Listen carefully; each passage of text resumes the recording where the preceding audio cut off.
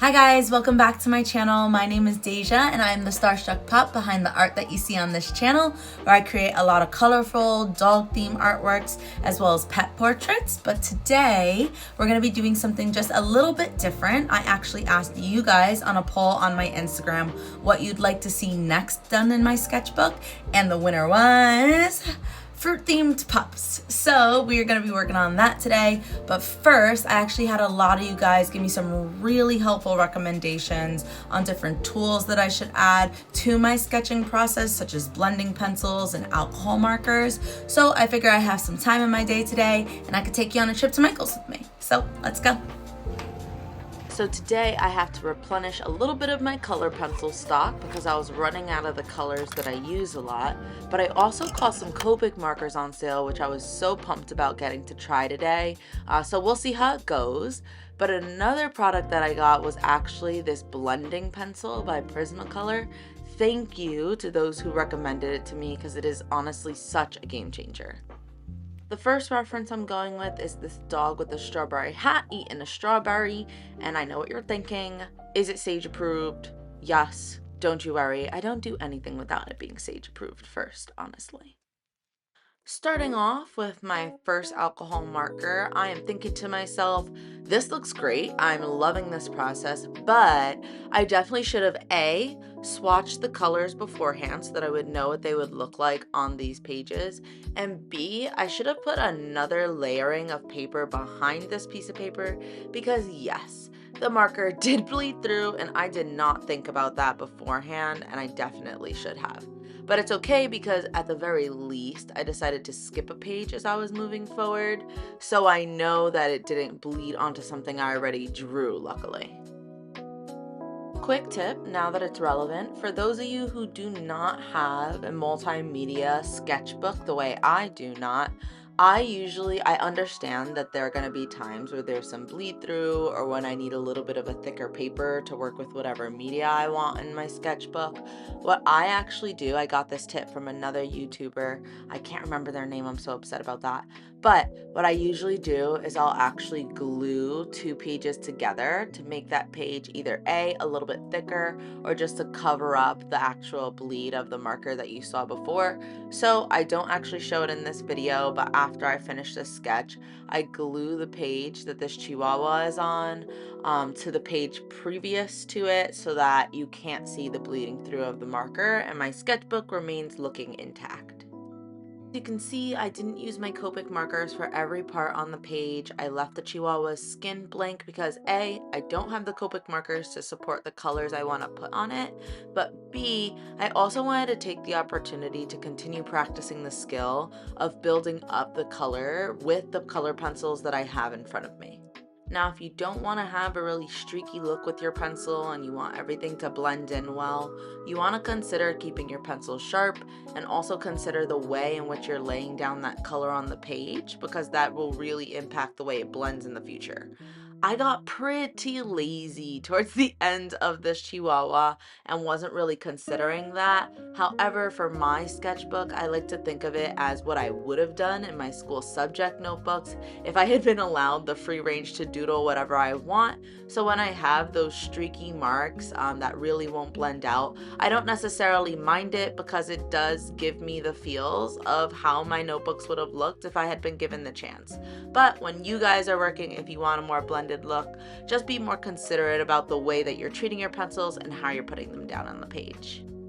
Working on the hat was probably my favorite part of this sketch because I got to make it look a lot more juicy and vibrant than the actual red of the hat that you see in the reference photo, and I do that by creating a combination of purples, pinks, oranges, and maybe just a little bit of red to help push that red color forward. But for the most part, it's all about tricking your eye into seeing something that's not there.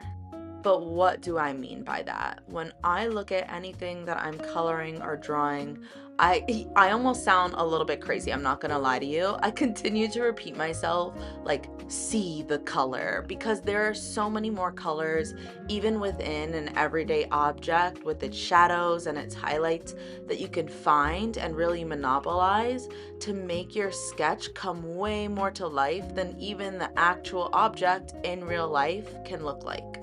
That was a lot of repetition to give a single message, so I hope that that rung true for some of you guys and that what I'm talking about in terms of my color makes sense. But if not, I will spend the rest of this journey on YouTube trying to explain how I see the color in things, and hopefully you guys can grow with me. But otherwise, just enjoy this beautiful strawberry Manchun Chihuahua that I've got here.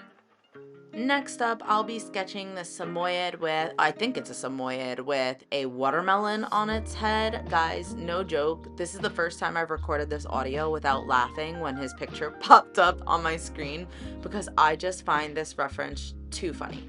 But anyways, when I saw this picture of this dog on Pinterest, not only did I love it because I thought he was just absolutely hysterical, but I also thought it would be a good challenge for me to take an all-white dog and to create that same photo using no white at all. So I'm using purples, I'm using oranges, pinks, and obviously my alcohol markers to help me out with that green on top, just to really layer down that color. And at this point, I'm using my blending pencil that I got from Michael's, and I'll admit I am really loving it. I didn't decide to use it on every single part of the dog because, again, I like that sketch look, but here's how they came out. What do you think? Next up, I will admit I cheated, okay? I know I was supposed to pick fruit pups, but I really loved this veggie pup with this dachshund and the carrot and the little chef outfit. Like, come on, guys. Of course I picked it. Of course I had to draw it. Quick disclaimer, being completely honest with you guys, I was rushing a little bit on this sketch because I had an appointment to get to, so I didn't always make the best of decisions. For example, I should have been a little bit more courageous and actually used one of my Copic markers underneath the coat of this dachshund's fur. This way, not only would it have been a little bit easier for me to actually fill in the entire page without wasting a lot of time on the actual coloring process, but I would also challenge myself to change that color and to contort that color into something that's way more vibrant, the way I personally like to create my art. But you live and you learn. Obviously, I didn't do things the way I might have wanted to this time, but I know better to do it next time. And this is what people mean when they say that failure really is the mother to perfectionism. Guys, as I said that doesn't feel right. That's probably not the right saying. Hold on, let me Google this. And I Googled it, and it is not failure is the mother of perfectionism. Duh. It is failure is the mother of success.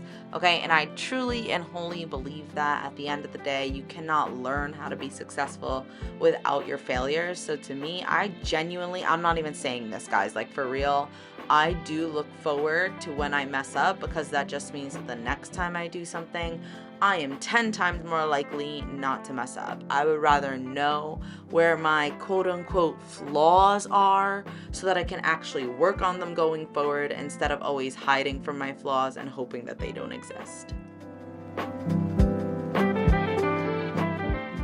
And after outlining the last of the drawing and coloring in the leafy greens on the carrots, I am done with my little chef.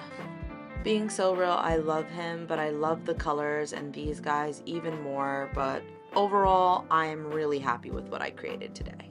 And you've made it to the end of the video. Thank you so much for watching and supporting. If you'd like to play a role in what I draw next in my sketchbook, feel free to follow me on Instagram, subscribe here so that you can vote in my polls, but otherwise comment below what you'd like to see so that I could get to it, and I will catch you in the next one. Bye.